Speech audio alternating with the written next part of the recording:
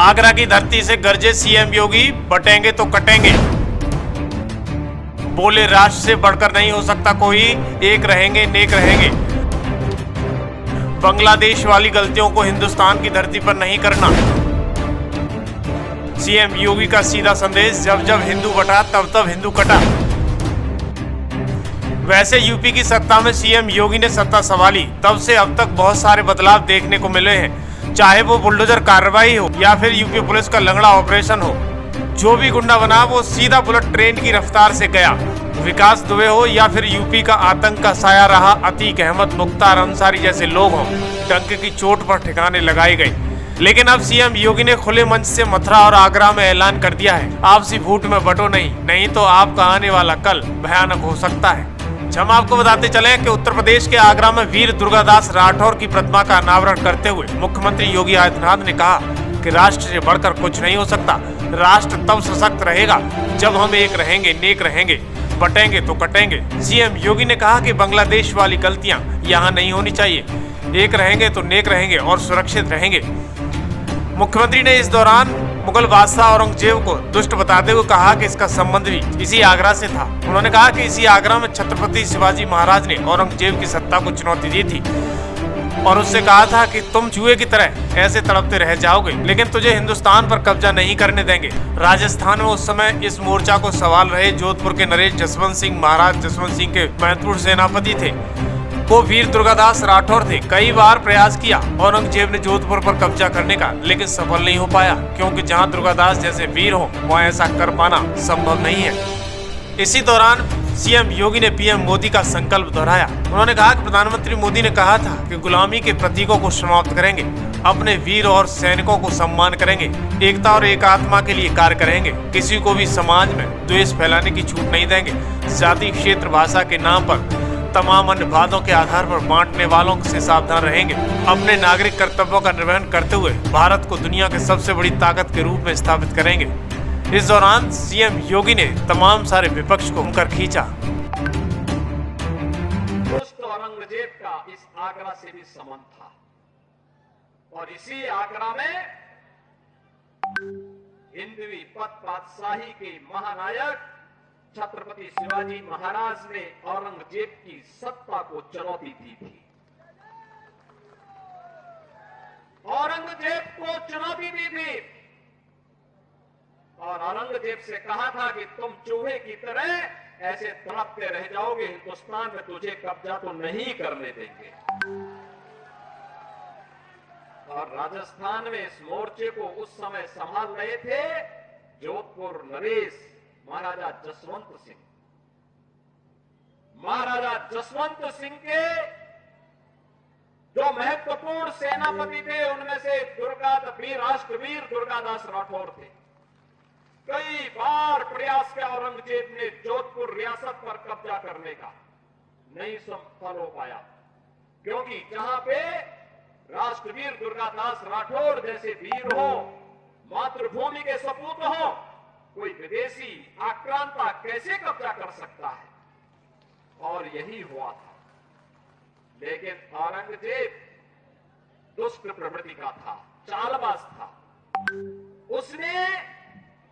उसने एक चाल चली, महाराजा जसवंत सिंह से संधि की और संधि करके उनसे कहा कि हम जोधपुर रियासत पर कुछ नहीं करेंगे, लेकिन आप हमें सहयोग करिए, हम आपका सहयोग करेंगे।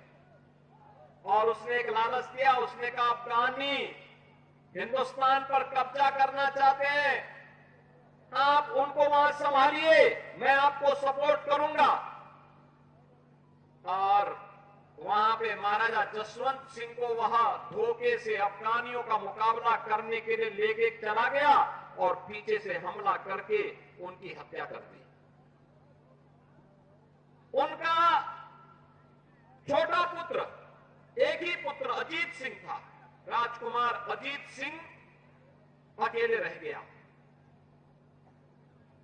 रानी का जो पुत्र था अजीत सिंह, उसको उसने धोखे से मारने का एक षड्यंत्र रचा और मुगल सैनिकों को भेज करके उन्हें कैद करने का प्रयास किया। वीर दुर्गादास राठौर राजकुमार को सुरक्षित लेकर के एक सन्यासी के भेष में एक जगह उन्होंने उसे रखा और जब वह बालिक हुआ धूम धड़ाके के साथ जोधपुर में लाकर के उनका राज्याभिषेक उन्होंने किया। वीर दुर्गादास राठौर की जो ये लड़ाई थी, ये लड़ाई केवल अपने स्वामी के लिए नहीं थी बल्कि राष्ट्र के लिए थी, स्वदेश और स्वाभिमान के लिए थी, स्वधर्म के लिए थी कि हम विदेशी हुकूमत को बाल बांका नहीं करने देंगे अपनी मातृभूमि का। और उन्होंने अंतिम दम तक निभाया। जब अजीत सिंह जोधपुर के राजा बन गए तो उन्होंने वहां के प्रधानमंत्री के रूप में दुर्गादास राठौर को वहां का दायित्व सौंपने के लिए अनुरोध किया, लेकिन राष्ट्रवीर दुर्गादास राठौर ने कहा नहीं, मैंने अपने राजा महाराजा जसवंत सिंह को जो आश्वासन दिया था मुझे वह निभाना था, वो मैं निभा चुका हूं। अब मेरी उम्र हो चुकी है, अब मैं जीवन से संन्यास लेकर के परम मोक्ष की ओर जाना चाहता हूं। और वह उज्जैन जाकर के वहां बैठ करके उन्होंने अपना जीवन परम मोक्ष की शांति के लिए उन्होंने आगे का जीवन आगे बढ़ाया। और 81 वर्ष की उम्र में वे साकेत धाम को मोक्ष को उन्हें वो मोक्ष प्राप्त होता है। बहनों और भाइयों, जिस देश में दुर्गादास राठौर जैसे महान वीर पैदा होते हो उस देश का कोई विदेशी आक्रांता कैसे बारमाका कर सकता है। और भारत की आजादी अगर आई, वापस आई, भारत आजाद हुआ तो ऐसे वीरों के कारणों से, उनके कृतित्व से, उनके शौर्य और पराक्रम से। और शौर्य और पराक्रम जो कभी